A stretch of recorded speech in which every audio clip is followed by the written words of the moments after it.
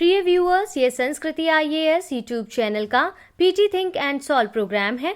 इस प्रोग्राम के अंतर्गत प्रत्येक दिन यूपीएससी और स्टेट पीसीएस से संबंधित 5 प्रश्न व्याख्या सहित उत्तर के साथ आपको दिए जाएंगे। हमें आशा है कि ये प्रोग्राम आपकी तैयारी में मददगार साबित होगा। तो चलिए शुरू करते हैं आज के अपने प्रश्नों की श्रृंखला को।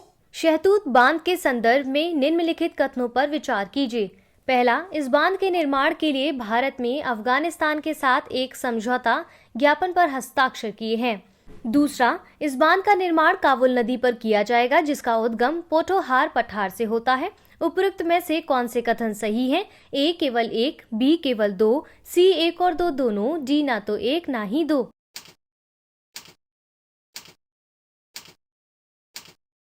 सही उत्तर है ऑप्शन ए।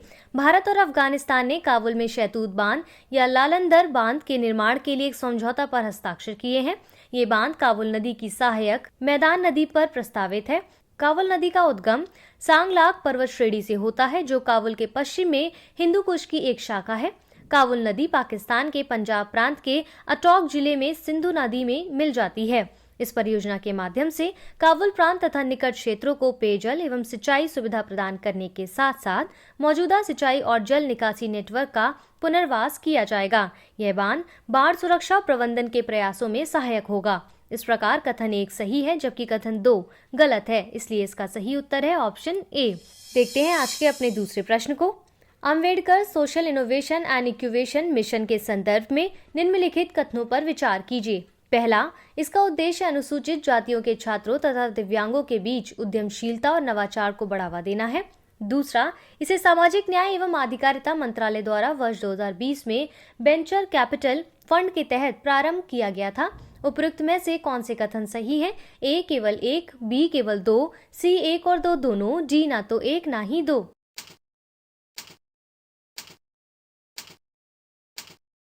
सही उत्तर है ऑप्शन सी।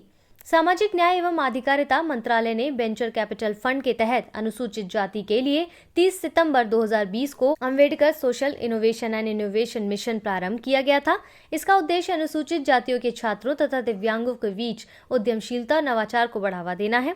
टेक्नोलॉजी बिजनेस इनोवेटर्स के साथ नामांकित या पंजीकृत अनुसूचित जातियों के स्वामित्व वाली कंपनियां या उद्यम 3 वर्ष की अवधि में 30 लाख रुपए की अधिकतम पूंजी प्राप्त करने के लिए पात्र होंगे। इस प्रकार उपयुक्त दोनों कथन सही हैं, इसलिए इसका सही उत्तर क्या होगा? Option C. देखते हैं आज के अपने तीसरे प्रश्न को। विजयनगर के संदर्भ में निम्नलिखित कथनों पर विचार कीजिए। पहला, विजयनगर हम्पी और विरूपाक्ष मंदिर के लिए प्रसिद्ध है जो यूनेस्को की विश्व धरोहर स्थलों की सूची में शामिल है। दूसरा, विजयनगर साम्राज्य की स्थापना हरिहर एवं वुक्का द्वारा की गई थी। तीसरा, हम्पी मध्यकालीन विजयनगर साम्राज्य की राजधानी थी। यह कर्नाटक राज्य में तुंगभद्रा नदी के तट पर स्थित है।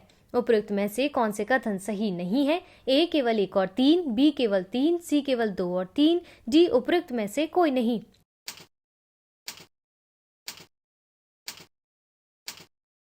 सही उत्तर है ऑप्शन डी। हाल ही में कर्नाटक सरकार ने एक अधिसूचना जारी कर नवगठित विजयनगर जिले के सीमाओं का सीमांकन किया है।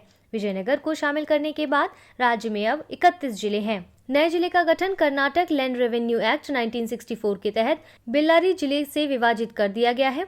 हैदराबाद कर्नाटक क्षेत्र में स्थित विजयनगर यूनेस्को की विश्व धरोहर स्थलों हम्पी और विरूपाक्ष मंदिर के लिए प्रसिद्ध है। विदित है कि विजयनगर साम्राज्य की स्थापना हरिहर एवं बुक्का द्वारा की गई थी।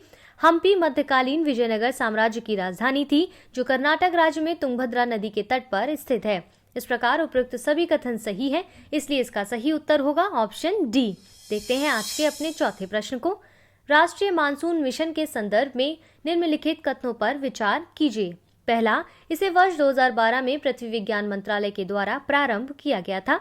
दूसरा, इसका क्रियान्वयन भारतीय उष्णदेशीय मौसम विज्ञान संस्थान पुणे द्वारा किया जाता है।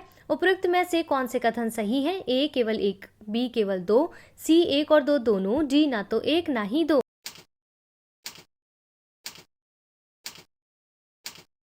सही उत्तर है ऑप्शन सी।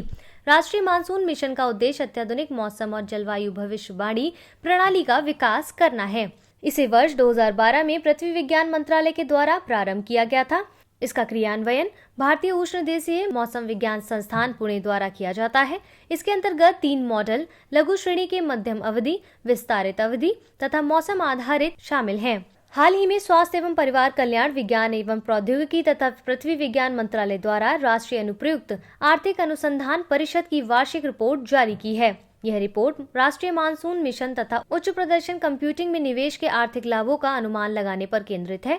इस प्रकार उपयुक्त दोनों कथन सही हैं, इसलिए इसका सही उत्तर होगा ऑप्शन सी। आज के अंतिम प्रश्न को देख लेते हैं।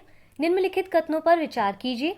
पहला, द एनर्जी इंडिया आउटलुक अंतर्राष्ट्रीय ऊर्जा एजेंसी द्वारा जारी किया जाता है। दूसरा, ऊर्जा खपत के मामले में भारत विश्व में तीसरे स्थान पर है। उपयुक्त में से कौन सा कथन सही है? ए केवल 1, बी केवल 2, सी 1 और 2 दोनों, डी ना तो 1 ना ही 2।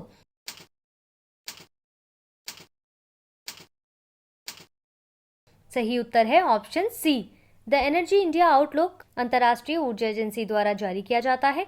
हाल ही में द एनर्जी इंडिया आउटलुक 2021 जारी किया गया है। ऊर्जा खपत के संदर्भ में भारत विश्व में तीसरे स्थान पर है, जबकि प्रति व्यक्ति उपयोग तथा उत्सर्जन के मामले में भारत औसत वैश्विक खपत के आधे से भी कम का उपयोग करता है। विदित है कि भारत ने हाल के वर्षों में नवीकरणीय ऊर्जा के उपयोग में उल्लेखनीय प्रगति की है। लोगों की विद्युत कनेक्शन तक पहुंच में प्रभावशाली ढंग से वृद्धि हुई है।